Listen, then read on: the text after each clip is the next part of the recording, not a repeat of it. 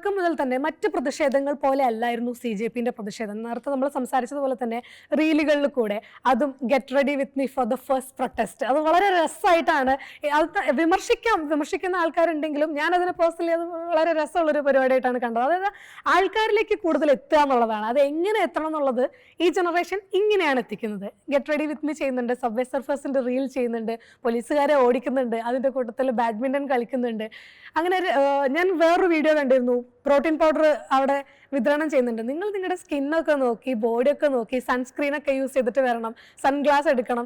വേറൊരു തരം പ്രൊട്ടസ്റ്റ് തന്നെയല്ലേ ശരിക്കും കണ്ടത് ഡൽഹിയിൽ?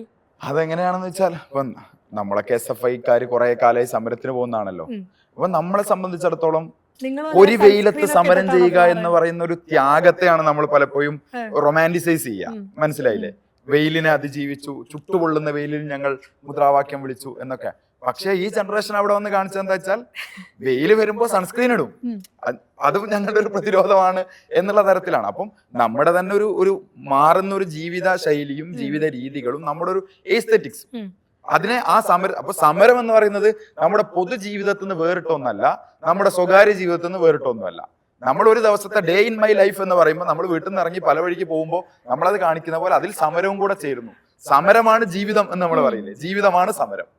ഇത് രണ്ടും കൂടെ ചേരുന്ന രൂപത്തിലാണ്. അപ്പോൾ പഴയ തലമുറയുടെ ജീവിതത്തിൽ സമരം എന്ന് പറയുന്നത് അവർക്ക് പ്രത്യേകം പോയി ചേരേണ്ട ഒന്നായിരുന്നെങ്കിൽ ഈ തലമുറ പറയാണ് ഞങ്ങൾക്ക് രാവിലെ വീട്ടിൽ നിന്ന് ഇറങ്ങിയിട്ട് ഇങ്ങനെ പോകേണ്ട ഒന്നാണ് സമരം.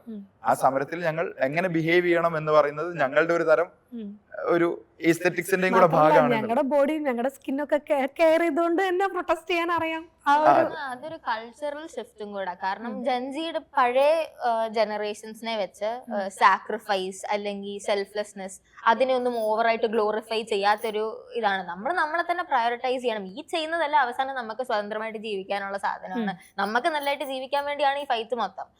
അപ്പൊ ആ ഒരു മൈൻഡ് സെറ്റിലാണ് ചെയ്യുന്നതെന്ന് തോന്നുന്നു. ഇപ്പൊ പണ്ടാണെങ്കിൽ ഇപ്പൊ ഒരു വുമൺ ഇപ്പൊ ഒരു മാരേജ് സഹിച്ച് നിൽക്കുവാണെങ്കിൽ സഹിക്കുന്നു പറയും. പക്ഷെ ഇപ്പൊ ജെൻസി പിള്ളേരാണ് ഇട്ടിട്ട് പോകുന്ന പറയും. ആ ഒരു സംഭവം നമ്മളങ്ങനെ അനാവശ്യമായിട്ട് നമ്മൾ അവിടെ ഒരു സൺസ്ക്രീൻ ഇട്ടുകൊണ്ട് നമ്മളെ സമരത്തിനൊന്നും പറ്റാൻ പോകുന്നില്ല. അപ്പൊ നമുക്ക് കെയർ ചെയ്യേണ്ട കാര്യങ്ങൾ, നമ്മുടെ ബോഡി, നമ്മുടെ ഹെൽത്ത്, നമ്മുടെ ചുറ്റുമുള്ളവരുടെ ആരോഗ്യം, അവരുടെ വെൽബീങ്, അതെല്ലാം ശ്രദ്ധിച്ചുകൊണ്ട് തന്നെ നമ്മൾ ഇതുപോലുള്ള ഇപ്പൊ ആവശ്യം വരുവാണ് നമുക്ക് ആ ഒരു സിറ്റുവേഷനിൽ നമുക്ക് സൺസ്ക്രീൻ ഇടരുത്, നമ്മുടെ ഇവിടെ സ്ട്രഗിൾ ചെയ്യേണ്ട ആവശ്യമുണ്ടെങ്കിൽ ഡെഫിനറ്റ്ലി ചെയ്യുക. പക്ഷെ ആവശ്യമില്ലാത്തടത്ത് നമ്മൾ ചുമ്മാ അങ്ങനെ ഒരു തിയേറ്ററിക്സിന് വേണ്ടി അത് ചെയ്യേണ്ട കാര്യമില്ല എന്നുള്ളൊരു ആ ഒരു മൈൻഡ് സെറ്റ് ആണെന്ന് എനിക്ക് തോന്നുന്നു. ഒരു നോ ഫിൽട്ടർ ഒരു മൈൻഡ് സെറ്റ്.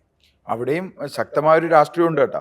അതായത് വെയിലിനെ പ്രതിരോധിക്കാൻ ഞങ്ങൾ സൺസ്ക്രീൻ ഇടുമ്പോഴും പെല്ലറ്റിനെ പോലും ശരീരത്തിൽ ഏറ്റുവാങ്ങാനും ഞങ്ങൾ തയ്യാറാണ്. ആ ഒരു രാഷ്ട്രീയമാണ്. അത് വളരെ പ്രധാനമാണെന്നാണ് ഞാൻ വിചാരിക്കുന്നത്. ത്യാഗവും ഉണ്ട്, സാക്രിഫൈസും ഉണ്ട്, അതോടൊപ്പം തന്നെ സെൽഫ് കെയറും ഉണ്ട്. അതിൽ ഈശ പറഞ്ഞ പോലെ ഒരു ഇൻഡിവിജ്വലിസ്റ്റിക് ആയിട്ടുള്ള ഒരു പൊസിഷൻ ഉയർത്തിപ്പിടിച്ചുകൊണ്ട് തന്നെ അൾട്ടിമേറ്റ് ആയ ഫ്രീഡം അത് വ്യക്തിക്കും കൂടെ കിട്ടേണ്ടതാണ്. അങ്ങനെ ഉള്ളൊരു വ്യക്തി എന്നുള്ള നിലയ്ക്ക് എന്റെ ഫ്രീഡത്തോടു കൂടി ഞാൻ ആ സമരത്തിൽ പങ്കെടുക്കും എന്ന് പറയുന്നൊരു അവിടെ പലപ്പോഴും ഈ അമ്മാവന്മാരൊക്കെ ഇപ്പം കയറിയിട്ട് ഈ സമരത്തിന് വന്നിരിക്കുന്ന ആളുകളുടെ ഡ്രസ്സ് കണ്ടില്ലേ നിങ്ങൾ? എന്ത് വൾഗറായിട്ടാണ് ഇവരുടെ ഡ്രസ്സ്, ഇവരുടെ ഭാഷ എന്താണ് എന്നൊക്കെ ചോദിക്കുന്ന ഒരു ചോദ്യം അവിടെ ഉയർത്തുന്നുണ്ട് എന്നുള്ളതാണ്. അപ്പൊ ഇവരുടെ ഈ ആർഷ ഭാരത സംസ്കാരത്തിന്റെ ആഭാസം അനുസരിച്ച് ജീവിക്കുന്ന വളരെ മാന്യമായി സമരം ചെയ്യുന്ന ഒരു തലമുറയെ ഇവർ പ്രതീക്ഷിച്ചാൽ കിട്ടില്ല എന്നുള്ളതാണ്. കാരണം മാന്യതയുടെ ഡെഫിനിഷൻ തന്നെ ഒരു തലമുറ മാറ്റി എഴുതുന്നു എന്നും കൂടിയാണ് ഈ സമരത്തിന്റെ പാഠം.